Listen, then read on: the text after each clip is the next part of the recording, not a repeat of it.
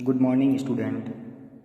Class 12th subject business study day 3 यानी कि हम 2 क्लासें पहले कंप्लीट कर चुके हैं। आज हमारी क्लास है तीसरी।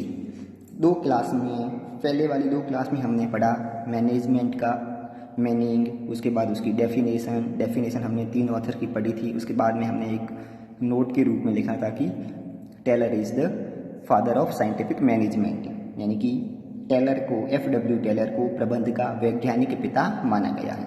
उसके बाद में हमने पढ़े थे फीचर्स और कैरेक्टरिस्टिक्स ऑफ मैनेजमेंट, और उसके बाद अब हम पढ़ेंगे मैनेजमेंट के ऑब्जेक्टिव, प्रबंध के उद्देश्य। ठीक है, प्रबंध के उद्देश्य। तो प्रबंध के उद्देश्य किस बात पर निर्भर करते हैं? तो प्रबंध के उद्देश्यों का निर्धारण प्रबंध के कार्यों के आधार पर किया जाता है।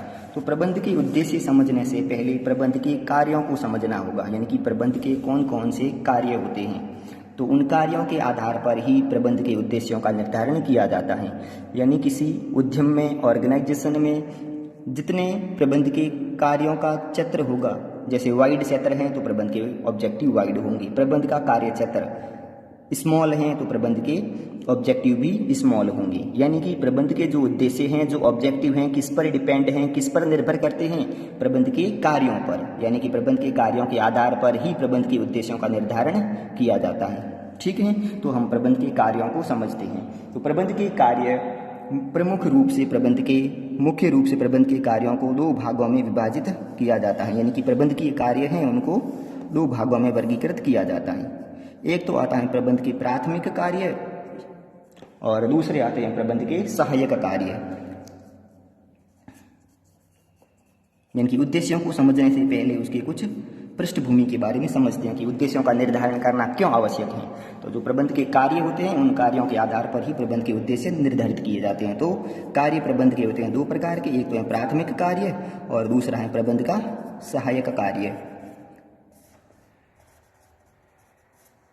ठीक है, प्रबंध का प्राथमिक कार्य और प्रबंध के सहायक कार्य। अब बात करते हैं प्रबंध के प्राथमिक कार्य कौन कौन से होते हैं। तो प्रबंध के प्राथमिक कार्य हमने जब डेफिनेशन डिस्कस की थी, प्रबंध की डेफिनेशन और उसका मीनिंग डिस्कस किया था, उस समय हमने पढ़े थे प्रबंध के प्राथमिक कार्य कौन कौन से होते हैं। तो सबसे पहले प्रबंध के प्राथमिक कार्यों को हमने समझा था। पहला कौन सा होता है? प्लानिंग, यानी कि नियोजन करना, प्लानिंग करना, नियोजन करना। और सेकंड प्रबंध का प्राथमिक कार्य होता है संगठन करना, ऑर्गेनाइजेशन। प्लानिंग, सेकंड ऑर्गेनाइजेशन, यानी कि संगठन। थर्ड हमने पढ़ा था प्रबंध का कार्य निर्देशन, डायरेक्शन, यानी हिंदी में नाम देंगे निर्देशन। एक हमने पढ़ा था चौथा प्रबंध का कार्य था जो कौन सा था? Planning, organisation, direction, staffing and control. Staffing का अर्थ है नियुक्तिकरण या नियुक्ति करना, नियुक्ति।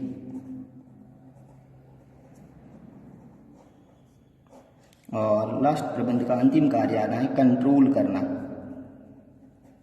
यानी नियंत्रण स्थापित करना। तो प्रबंध का पहला कार्य नियोजन करना। नियोजन का अर्थ है किसी भी कार्य को करने से पहले उसके बारे में रूपरेखा का निर्माण करना, उसका फॉर्मेशन करना है कि कार्य को किस तरीके से करना है, कौन सा कार्य करना है, कौन सा कार्य किस कर्मचारी के द्वारा करना है। फिर संगठन के उद्देश्यों, फिर संगठन आता है ऑर्गेनाइजेशन। ऑर्गेनाइजेशन के अंतर्गत संगठन के कार्यों और उत्तरदायित्व निर्धारित कर दिए जाते हैं और कौन से कर्मचारी को कौन सा कार्य दिया जाता है ये निर्धारित किया जाता है। फिर आता है स्टाफिंग। स्टाफिंग के अंतर्गत उन कार्यों, संगठन के उद्देश्यों को प्राप्त करने के लिए संगठन में, ऑर्गेनाइजेशन में कर्मचारियों की नियुक्ति करना कार्य आता है। फिर ये जो कर्मचारियों की नियुक्ति की गई है उनको कार्य करने के लिए, प्रबंध के उद्देश्यों को पूरा करने के लिए डायरेक्शन दिए जाते हैं, यानी निर्देश दिए जाते हैं। फिर उन निर्देशों के आधार पर कर्मचारियों ने कार्य सही ढंग से उचित तरीके से पूर्ण किया या नहीं, उन कार्यों को समय पर पूर्ण किया या नहीं, इस प्रकार उन पर नियंत्रण स्थापित किया जाता है। तो ये कार्य कहलाते प्रबंध के प्राथमिक कार्य। और दूसरे प्रबंध के होते हैं सहायक कार्य। सहायक कार्य मुख्य रूप से वे कार्य होते हैं जो प्रबंध के प्राथमिक कार्यों को पूर्ण करने में सहायता प्रदान करते हैं, यानी कि ये हेल्पिंग नेचर के जो कार्य होते हैं, जो प्राइमरी ऑब्जेक्टिव हैं, ये जो प्राइमरी ऑब्जेक्टिव, इसको इंग्लिश में नाम देंगे primary objective. Primary objective, in primary objective को अचीव करने के लिए जो कार्य किए जाते हैं वो सब्सिडियरी या सेकेंडरी कार्य कहलाते हैं, सब्सिडियरी या सेकेंडरी ऑब्जेक्टिव कहलाते हैं, सहायक कार्य। ठीक है। अब सहायक कार्य कौन कौन से होते हैं, जैसे निर्णयन यानी कि डिसीजन, निर्णयन,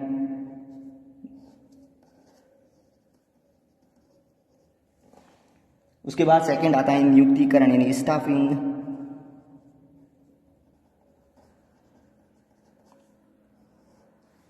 थर्ड आता है नवाचार यानी कि जिसको अपन इंग्लिश में नाम देते हैं इनोवेशन, नवाचार या इसे हिंदी में दूसरा नाम नव प्रवर्तन भी कहा जाता है, नवाचार या नव प्रवर्तन, इंग्लिश में नाम बोलेंगे इनोवेशन। इनोवेशन, इनोवेशन का अर्थ है नई टेक्नोलॉजी का प्रयोग करना और वर्तमान में जो चल रही फैशन है उसके अनुसार कार्य करना, यानी कि बाजार की वर्तमान परिस्थितियों और बदलते हुए स्वरूप के अनुसार प्रोडक्शन करना कहलाता है नवाचार या नव परिवर्तन, इंग्लिश में इसे इनोवेशन कहा जाता है। उसके बाद आता है संप्रेषण यानी कि कम्युनिकेशन, कर्मचारियों के बीच कम्युनिकेट किया जाता है, विभिन्न कर्मचारियों के बीच संप्रेषण किया जाता है। और फिर आता है लास्ट प्रतिनिधित्व। ये जो कार्य हैं ये प्रबंध के जो अभी अपने पढ़े ये प्रबंध के सेकेंडरी या सब्सिडियरी ऑब्जेक्टिव हैं, और इन प्राइमरी और सब्सिडियरी ऑब्जेक्टिव हैं, इनके आधार पर ही प्रबंध के उद्देश्यों का निर्धारण होता है। तो प्रबंध के उद्देश्य निर्भर करते हैं प्रबंध के कार्यों पर, जितना प्रबंध का कार्य क्षेत्र वाइड होगा प्रबंध के ऑब्जेक्टिव, प्रबंध के उद्देश्य हैं वही इसी के आधार पर निर्धारित किए जाते हैं। ठीक है, समझ में आ गया होगा। अब हम अपने मेन टॉपिक पे आते हैं। ये सारे अपन आगे डिस्कस करेंगे इन सभी के बारे में। ठीक है, सारे कार्य कौन से होते हैं, स्टाफिंग कौन से होते हैं, ये अपन आगे डिस्कस करेंगे। अभी अपन पढ़ना शुरू करते हैं मैनेजमेंट के ऑब्जेक्टिव। तो जैसा हमने पढ़ा प्रबंध के कार्य, प्रबंध क्या है, प्रबंध करना एक प्रोसेस है, प्रबंध क्या है, एक प्रोसेस है, यानी कि विभिन्न कार्यों को करने का एक प्रक्रिया या एक तरीका है, उसी को अपन प्रबंध नाम देते हैं। तो प्रबंध के अंतर्गत अनेक कार्यों का निर्धारण किया जाता है, यानी प्रबंध के अंतर्गत अनेक कार्य किए जाते हैं, इन कार्यों के आधार पर ही प्रबंध के उद्देश्यों का निर्धारण किया जाता है। तो हम पढ़ते हैं फर्स्ट प्रबंध का उद्देश्य। प्रबंध एक क्रिया है, यानी कि प्रबंध एक प्रोसेस है, प्रत्येक क्रिया का अपना उद्देश्य होता है। इस प्रकार प्रबंध के भी कुछ उद्देश्य हैं। तो प्रबंध के अंतर्गत अनेक क्रियाएं की जाती हैं, जैसे हमने पढ़ा एग्जाम्पल के तौर पर प्लानिंग, ऑर्गेनाइजेशन, डायरेक्शन, स्टाफिंग और कंट्रोल। उसके बाद कुछ हमने सब्सिडियरी भी पढ़े थे, सहायक कार्य। तो इन सभी कार्यों के आधार पर प्रबंध के कार्य क्षेत्र विस्तृत हो जाता है और इन विस्तृत कार्यों के आधार पर प्रबंध के उद्देश्य निर्धारित किए जाते हैं। इस प्रकार प्रबंध प्रक्रियाओं का एक समूह है। प्रबंध क्या है, एक प्रक्रियाओं का समूह, यानी कि प्रबंध के अंतर्गत अनेक सारी प्रक्रियाएं की जाती हैं। तो प्रबंध एक प्रक्रियाओं का समूह है, अतः इसके उद्देश्य भी विस्तृत हैं। प्रबंध के कार्य अधिक हैं तो प्रबंध के उद्देश्य भी विस्तृत होंगे, जिन्हें मुख्य रूप से 4 वर्गों में विभाजित किया जाता है। अब प्रबंध के प्राथमिक कार्य के प्रबंध के जो कार्य हैं वो उनको 4 भागों में विभाजित किया जाता है। कौन कौन से होते हैं प्रबंध के कार्य? जैसे हम प्रबंध के कार्यों की बात करें तो प्रबंध के कार्य प्रमुख रूप से 4 प्रकार के होते हैं। प्रबंध के जो उद्देश्य, कार्य या इसे उद्देश्य कहते हैं, प्रबंध के उद्देश्य हैं जो वो 4 प्रकार के होते हैं। कौन कौन से होते हैं? पहला आता है, इन 4 उद्देश्यों के अंतर्गत पहला आता है प्रबंध का प्राथमिक उद्देश्य, प्राइमरी ऑब्जेक्टिव। जैसे हम नाम देते हैं प्राइमरी ऑब्जेक्टिव्स। और प्रबंध का दूसरा कार्य आता है सहायक कार्य, सहायक कार्य या सहायक उद्देश्य, यानी कि सब्सिडियरी, इसे सब्सिडियरी ऑब्जेक्टिव या इसे सेकेंडरी ऑब्जेक्टिव भी कहा जाता है। ठीक है। थर्ड प्रबंध का ऑब्जेक्टिव आता है पर्सनल ऑब्जेक्टिव या व्यक्तिगत उद्देश्य, व्यक्तिगत उद्देश्य प्रबंध के व्यक्तिगत उद्देश्य, जैसे इंग्लिश में नाम देते हैं personal objective, personal objectives, personal objectives. और सबसे लास्ट आता है प्रबंध का सामाजिक उद्देश्य, सोशल ऑब्जेक्टिव, सामाजिक उद्देश्य, सोशल ऑब्जेक्टिव्स। ठीक है, तो ये प्रबंध के 4 प्रकार के कार्य किए जाते हैं। प्रबंध के अंतर्गत 4 उद्देश्यों का निर्धारण मुख्य रूप से किया जाता है। अब बात करते हैं प्राथमिक उद्देश्य, प्राइमरी ऑब्जेक्टिव क्या होते हैं। प्रबंध के प्राथमिक उद्देश्य वे उद्देश्य होते हैं जिन उद्देश्यों की प्राप्ति के लिए उस ऑर्गेनाइजेशन को स्थापित किया गया है। प्राथमिक उद्देश्य का अर्थ है ऐसे उद्देश्य जिनके लिए उस ऑर्गेनाइजेशन या उपक्रम को स्थापित किया गया है, वो उसके प्राइमरी ऑब्जेक्टिव कहलाते हैं। और किसी भी संगठन के प्राइमरी ऑब्जेक्टिव क्या होते हैं, जो उस बिजनेस से संबंधित पार्टीज हैं, पक्षकार हैं, विभिन्न प्रकार के जो पक्षकार हैं उनको सेटिस्फिकेशन प्रोवाइड करना। अब विभिन्न प्रकार के पक्षकार कौन कौन से हो सकते हैं, जैसे एम्प्लॉय हैं,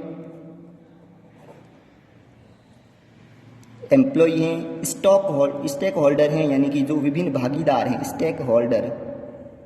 स्टेक होल्डर का अर्थ है विभिन्न भागीदार जैसे एम्प्लॉय, उसके बाद जो अदर स्टाफ हैं, या हम कह सकते हैं जैसे गवर्नमेंट हैं, उसके शेयर होल्डर हैं, शेयर होल्डर्स, ये सभी सोसाइटी, ये सभी कहलाते हैं स्टेक होल्डर, यानी कि जो भागीदार कहलाते हैं, पक्षकार या पार्टीज कहलाते हैं। इन सभी को संतुष्टि प्रदान करते हुए प्रबंध के प्राथमिक उद्देश्य निर्धारित किए जाते हैं। तो हम पढ़ते हैं प्रबंध के प्राथमिक उद्देश्य प्राइमरी ऑब्जेक्टिव, उसके बाद पढ़ेंगे सेकेंडरी, फिर पर्सनल एंड सबसे लास्ट सोशल ऑब्जेक्टिव। तो हम पढ़ते हैं first, management is a process and every process have some objective, therefore management have some objective. Management एक प्रोसेस है, प्रबंध क्या है, एक प्रक्रिया है, या प्रबंध एक क्रिया है। प्रत्येक क्रिया के कुछ उद्देश्य निर्धारित होते हैं, इसलिए प्रबंध के भी कुछ उद्देश्य निर्धारित हैं। Management is a group of wide function, प्रबंध है जो एक विस्तृत कार्यों का एक समूह है। जैसे हमने पढ़ा कौन कौन से कार्य, प्राइमरी हैं और सब्सिडियरी हैं। प्राइमरी के अंतर्गत हमने पढ़ा planning, organisation, staffing, directing and control. तो ये विभिन्न कार्यों का एक समूह है, is a group of wide functions, therefore it is objective are also wide, इसलिए प्रबंध के ऑब्जेक्टिव भी वाइड होंगे। ठीक है, प्रबंध के ऑब्जेक्टिव कैसे होंगे, wide. Which can be mainly divided in 4 parts, इसलिए इसे 4 पार्ट्स में डिवाइड किया गया। 4 पार्ट कौन कौन से, primary objective, secondary objective, personal objective और सोशल ऑब्जेक्टिव। ठीक है, अब 1 बाय 1 इनको हम रीड करते हैं। फर्स्ट है प्राइमरी ऑब्जेक्टिव, प्रबंध का प्राथमिक उद्देश्य। प्रबंध का प्राथमिक उद्देश्य किसी उपक्रम से संबंधित विभिन्न पक्षकार कौन कौन से, पक्षकार को इंग्लिश में कहेंगे पार्टीज, जैसे बिजनेस के उस ऑर्गेनाइजेशन के उपक्रम के कस्टमर हैं, एम्प्लॉय हैं, गवर्नमेंट हैं, बैंक हैं और फाइनेंशियल इंस्टीट्यूशंस हैं, यानी जो वित्तीय संस्थाएं हैं जो उस उपक्रम को वित्त प्रदान करते हैं, और बैंक जो उपक्रम को लोन उपलब्ध करवाते हैं। ठीक है, इसके अलावा गवर्नमेंट जिनको इनकम टैक्स की वसूली करनी है उस ऑर्गेनाइजेशन से, सेल्स टैक्स, इनकम टैक्स या वैल्यू एडेड टैक्स, जैसे कि स्थान पर अभी जीएसटी लागू हो गया है, तो जीएसटी की वसूली करना, ये गवर्नमेंट के कुछ कार्य होते हैं। इसके अलावा एम्प्लॉय हैं, कस्टमर है, इन सभी की आकांक्षाओं यानी कि इच्छाओं को संतुष्टि प्रदान करना प्रबंध का प्राथमिक कार्य क्या है। जो प्रबंध से संबंधित विभिन्न पार्टीज हैं उनको संतुष्टि प्रदान करना, यानी कि सेटिस्फिकेशन प्रोवाइड करना। ठीक है, जिससे उपक्रम अपने उन उद्देश्यों को प्राप्त कर सकें जिसके लिए इसे स्थापित किया गया है, यानी कि इन सभी को संतुष्टि प्रदान करते हुए उपक्रम अपने उद्देश्यों की प्राप्ति आसानी से कर सकता है। प्रबंध के कुछ प्राथमिक उद्देश्य इस प्रकार हैं, जैसे फर्स्ट है उचित लागत पर, फर्स्ट प्रबंध का प्राथमिक उद्देश्य है उचित लागत पर उत्पाद और सेवाओं का उत्पादन करना, यानी कि जो उस ऑर्गेनाइजेशन द्वारा जो प्रोडक्शन किया जाएगा वो रीजनेबल कॉस्ट पर किया जाएगा, यानी उचित लागत पर उत्पादों और सेवाओं का उत्पादन करना, यानी वस्तुओं और सेवाओं का जो प्रोडक्शन किया जाएगा उनकी कॉस्ट है जो रीजनेबल होना आवश्यक है, ताकि समाज का प्रत्येक व्यक्ति, सोसाइटी का प्रत्येक व्यक्ति उससे लाभान्वित हो सके। समझ में आ गया होगा फर्स्ट। सेकंड है उन उत्पादों और सेवाओं का उचित मूल्य पर वितरण करना जिससे उपभोक्ताओं को संपूर्ण संतुष्टि प्राप्त हो सके, यानी कि जो ऑर्गेनाइजेशन द्वारा, उपक्रम द्वारा जो वस्तुओं और सेवाओं का उत्पादन किया है उन्हें उचित मूल्य पर वितरण करना, यानी कि डिस्ट्रीब्यूशन करना, जिससे सभी उपभोक्ताओं को संतुष्टि प्राप्त हो सके, उपभोक्ताओं को संतुष्टि प्राप्त हो सके। समझ में आ गया होगा। अब इनको नोट डाउन कर लें, स्क्रीनशॉट लेकर रख लें और बाद में अपनी नोटबुक में नोट डाउन कर लें। स्क्रीनशॉट ले लिया होगा, इसके बाद का स्क्रीनशॉट यहाँ से ले लिया, लास्ट यहाँ तक ही है, ठीक है, ये लास्ट यहाँ तक कंप्लीट आ जाएगा।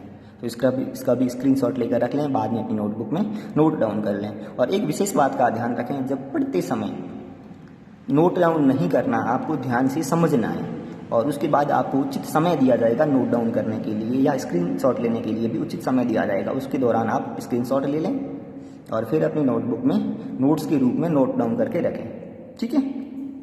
इसमें हो सके तो डाउट नहीं होगा, फिर भी किसी को कहीं डाउट लगे तो वीडियो को 1 से 2 बार वापस रिवाइज करें और फिर भी डाउट लगे तो अपनी नोटबुक में पेंसिल से इस प्रकार क्वेश्चन मार्क बनाकर रख लें और जब भी डाउट सेशन की क्लास होगी उसमें अपने डाउट को आकर क्लियर कर लें, ठीक है। अब इसी को हम इंग्लिश में ट्रांसलेट करके समझ लेते हैं, जो प्रबंध का प्राइमरी ऑब्जेक्टिव है उसको।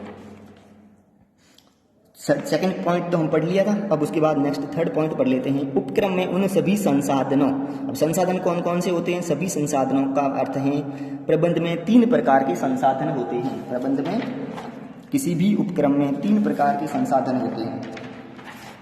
जैसे हम बात करते हैं संसाधनों की बात करते हैं,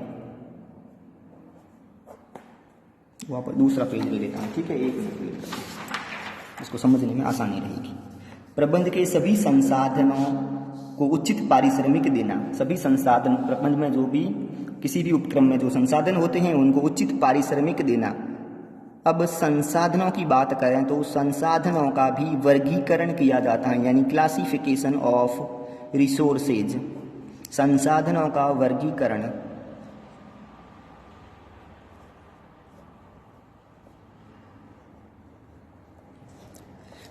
क्लासिफिकेशंस ऑफ रिसोर्सेज, जो किसी भी उपक्रम के रिसोर्सेज होते हैं उनका क्लासिफिकेशन मुख्य रूप से 3 भागों में किया जाता है। फर्स्ट होते हैं किसी भी संसाधन के मानवीय संसाधन, मानवीय संसाधन जिसको अपन कहते हैं ह्यूमन रिसोर्सेज।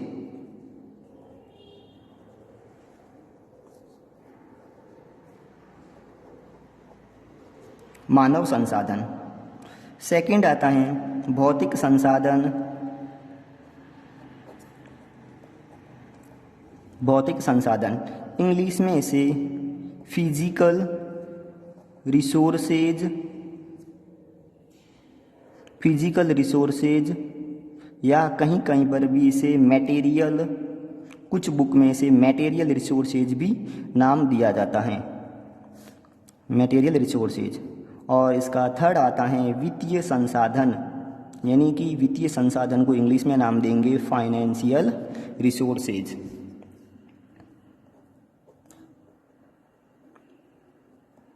Financial resources.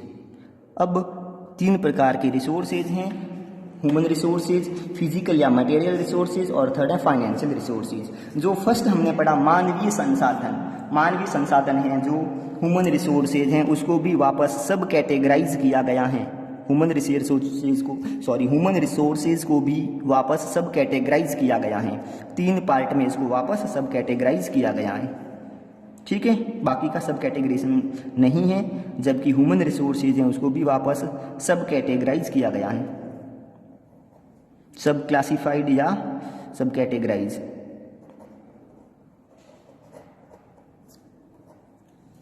जैसे फर्स्ट आता है उद्यमी, जिसको अपन इंग्लिश में नाम देंगे एंटरप्रेन्योर, ENTRE, एंटरप्रेन्योर। सेकंड प्रबंधक यानी कि मैनेजर, और लास्ट आता है अन्य कर्मचारी, अदर एम्प्लॉय, अन्य कर्मचारी। ठीक है, इस प्रकार मानवीय संसाधनों की वापस सब कैटेगराइज किया है 3 पार्ट में। ठीक है, तो अब ये सभी संसाधन है, इन सभी संसाधनों को उचित पारिश्रमिक देना। जैसे उद्यमी हैं तो उनको लाभांश के रूप में कुछ हिस्सा देना, प्रबंधकों को भी सैलरी जो डिसाइड कर रखी है वो उसको पारिश्रमिक के रूप में देना, या बोनस है, कमीशन है जो मैनेजर का डिसाइड कर रखा है उन्होंने पूर्व निर्धारित दर के अनुसार उसे कमीशन देना। अन्य कर्मचारी हैं उनको वेतन का भुगतान करना। ठीक है, इस प्रकार ये हैं। और जो फिजिकल रिसोर्सेज हैं, फिजिकल के अंतर्गत आते हैं जैसे मशीनरी, फर्नीचर, मशीन, इस प्रकार के जो रिसोर्सेज आते हैं,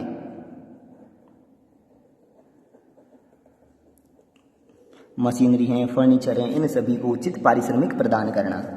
और वित्तीय संसाधन के अंतर्गत आते हैं बैंक और फाइनेंशियल इंस्टीट्यूशंस, बैंक और फाइनेंशियल इंस्टीट्यूशन, वित्तीय संसाधन फाइनेंशियल इंस्टीट्यूशन, वित्तीय संस्थाएं, बैंक और वित्तीय संस्थाएं।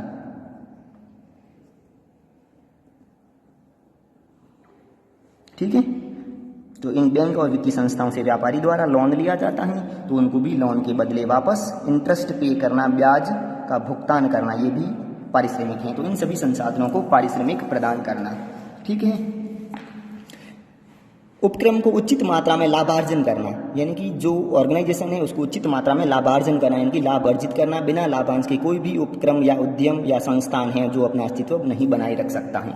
अब प्राइमरी ऑब्जेक्टिव को वापस पढ़ते हैं। Primary objective of the management to satisfy aspirations of various stakeholders. Stakeholder का हम अर्थ पहले समझ चुके हैं। स्टेक होल्डर का अर्थ है जो विभिन्न पक्षकार हैं, जैसे गवर्नमेंट है, एम्प्लॉई हैं। ठीक है, उन सभी को एस्पिरेशंस प्रोवाइड करना यानी संतुष्टि प्रदान करना। Primary objective are as follow. First, to produce product and services at optimum cost. जो वस्तुएं और सेवाएं उत्पादित की जाती हैं वो उनका उत्पादन उचित लागत पर किया जाए। To distribute goods and services produce at reasonable prices. जो प्रोडक्शन हुआ है, जो गुड्स प्रोड्यूस हुआ है और जो सर्विस प्रोवाइड की जाती है उनको रीजनेबल प्राइस पर डिस्ट्रीब्यूट करना। थर्ड आता है to pay fair remuneration.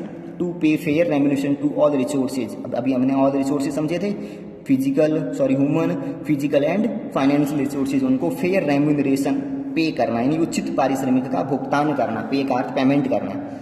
Fourth, to earn adequate profit in organisation, यानी कि किसी भी ऑर्गेनाइजेशन में एडिकेट प्रॉफिट यानी पर्याप्त लाभ अर्न करना यानी अर्जित करना। ये हैं उसके प्राइमरी ऑब्जेक्टिव। तो इसका प्राइमरी ऑब्जेक्टिव का स्क्रीनशॉट लेकर रखें अपने पास। और फिर अपन समझते हैं सेकेंडरी ऑब्जेक्टिव। नोट कर लिया होगा, स्क्रीनशॉट ले लिया होगा। अपन नेक्स्ट हम समझते हैं सेकेंडरी ऑब्जेक्टिव, प्रबंध के सहायक उद्देश्य। सहायक उद्देश्य प्रबंध के वे उद्देश्य होते हैं जो प्राथमिक उद्देश्यों की प्राप्ति में सहायक होते हैं। ऐसे उद्देश्य जो प्राथमिक उद्देश्यों की प्राप्ति में सहायक होते हैं उन्हें सेकेंडरी या सहायक उद्देश्य कहते हैं। सहायक उद्देश्य किसी भी उपक्रम की आंतरिक कार्य प्रणाली यानी इंटरनल वर्किंग सिस्टम से संबंधित होते हैं, जिससे कार्य निष्पादन यानी कि वर्किंग परफॉर्मेंस में कुशलता प्राप्त की जा सके। जो कार्य करने की क्षमता है कर्मचारियों की, जो कार्य कुशलता है उसको कुशलतापूर्वक पूर्ण किया जा सके। इसके अंतर्गत उपक्रम के विभिन्न संसाधनों का इस तरीके से प्रयोग करना जिससे इन सभी संसाधनों का योगदान अधिकतम हो सके, यानी कि प्रॉपर यूटिलाइजेशन हो सके रिसोर्सेज का। रिसोर्सेज को इस तरीके से यूज करना ताकि उनका प्रॉपर वे में रिसोर्सेज का यूटिलाइजेशन हो सके। ये संसाधन मानवीय, भौतिक और वित्तीय प्रकृति के होते हैं। इनको तो हमने पहले अभी समझ लिया है 3 प्रकार के संसाधनों को। Secondary objective are helpful in achieving primary objective. Secondary objective हैं जो प्राइमरी ऑब्जेक्टिव को अचीव करने में हेल्प करते हैं, सहायता करते हैं। Secondary objective are related to the internal system of the organisation. जो सेकेंडरी ऑब्जेक्टिव हैं वो किसी भी ऑर्गेनाइजेशन के इंटरनल सिस्टम से संबंधित होते हैं। किसी भी उपक्रम या ऑर्गेनाइजेशन के इंटरनल सिस्टम यानी आंतरिक कार्य प्रणाली से संबंधित होते हैं। To accomplish the work with desire efficiency, जो डिजायर एफिशिएंसी है उसके साथ कार्यों को पूर्ण किया जा सकता है, यानी कि कार्यों को इस प्रकार पूर्ण करना कि जो मानवीय संसाधन है, भौतिक संसाधन है, उनका पूर्ण कुशलता के साथ, पूर्ण कार्य क्षमता के साथ उपयोग किया जा सके। The resources should be employed in such a way as to generate maximum return, उन रिसोर्सेज का इस प्रकार से यूटिलाइज करना ताकि वो मैक्सिमम रिटर्न जनरेट कर सकें, यानी कि अधिक से अधिक आय जनरेट कर सकें। रिटर्न का अर्थ होता है आय, तो संसाधनों का इस प्रकार से यूटिलाइज करना कि वो अधिकतम आय जनरेट कर सकें। इसके बाद हम पढ़ेंगे नेक्स्ट प्रबंध के, इसी को अब इंग्लिश में समझ लेते हैं। Secondary objective of the management are generate quality in various resources, जो विभिन्न संसाधन हैं उनमें गुणवत्ता का उत्पन्न करना।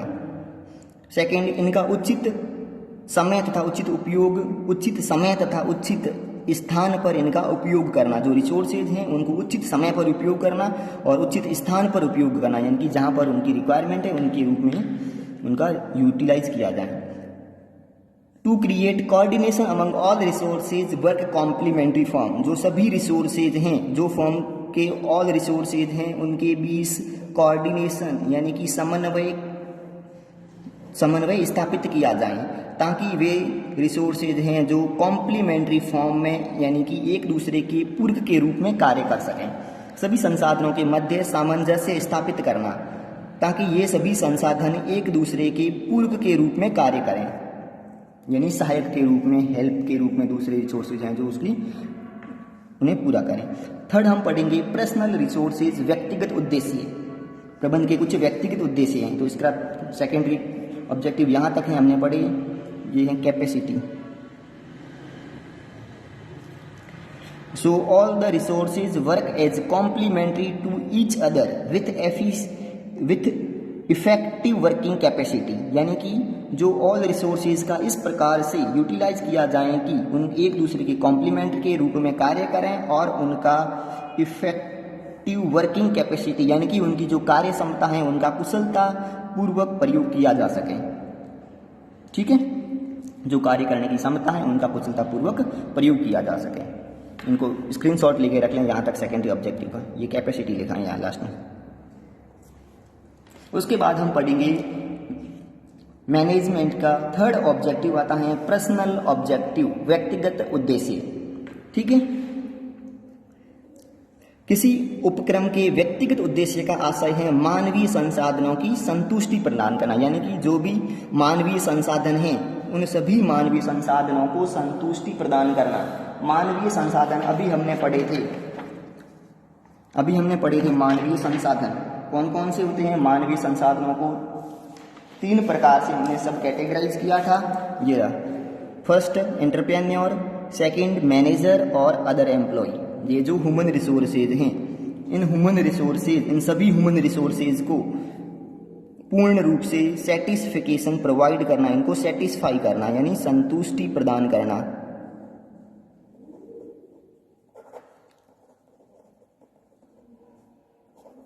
सेटिस्फाई करना या संतुष्टि प्रदान करना। ठीक है, ये प्रबंध का व्यक्तिगत उद्देश्य होता है, पर्सनल ऑब्जेक्टिव होता है। तो किसी उपक्रम में व्यक्तिगत उद्देश्य का आशय मानवीय संसाधनों की संतुष्टि प्रदान करना है। मानवीय संसाधनों को हमने पढ़ लिया है, 3 भागों में विभाजित किया गया है। जैसे फर्स्ट हमने पढ़ा था एंटरप्रेन्योर, मैनेजर और अदर एम्प्लॉय, इनको सेटिस्फिकेशन प्रोवाइड करना। किसी भी संस्था में विभिन्न संसाधनों को मानवीय और अन्य संसाधनों में विभाजित किया जाता है, यानी किसी भी ऑर्गेनाइजेशन में जो रिसोर्सेज होते हैं उन रिसोर्सेज को 2 टाइप से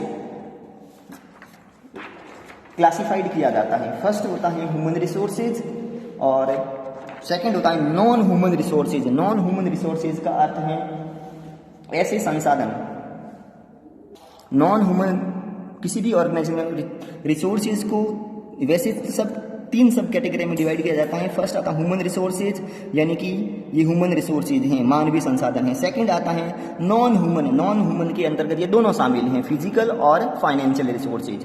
तो जो मानवीय संसाधन हैं उनके द्वारा जो ये नॉन ह्यूमन रिसोर्सेज हैं इनको ऑपरेट किया जाता है, यानी कि भौतिक संसाधनों और वित्तीय संसाधनों को ऑपरेट किसके द्वारा किया जाता है, तो मानवीय संसाधनों द्वारा फिजिकल रिसोर्सेज और फाइनेंशियल रिसोर्सेज को ऑपरेट किया जाता है, यानी कि मानवीय संसाधनों के द्वारा भौतिक संसाधनों और वित्तीय संसाधनों का संचालन किया जाता है।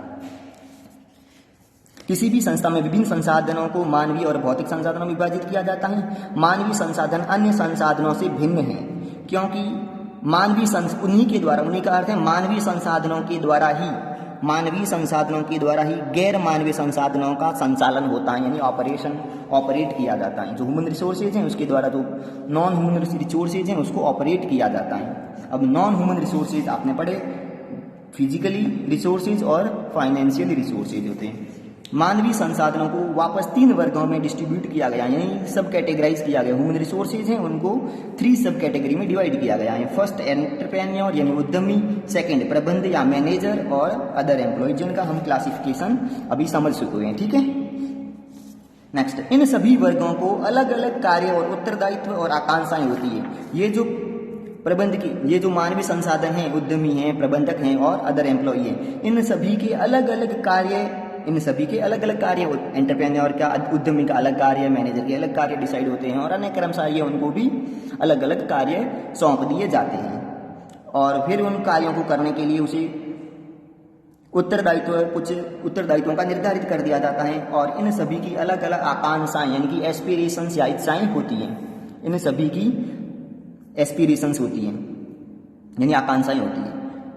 प्रबंध का कार्य इन सभी की आकांक्षाओं को पूरा करना है। प्रबंध का कार्य क्या है? इन सभी की आकांक्षाओं को पूरा करना है।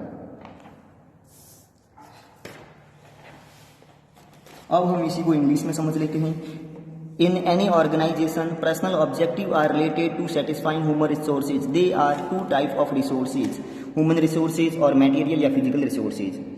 Human resources are active resources as they direct operate non-human या physical resources. मानवीय संसाधन हैं, एक सक्रिय संसाधन हैं जो नॉन ह्यूमन रिसोर्सेज हैं, यानी कि जो फिजिकल रिसोर्सेज और ह्यूमन रिसोर्सेज हैं उनको ऑपरेट करते हैं, डायरेक्ट करते हैं, ऑपरेट करते हैं।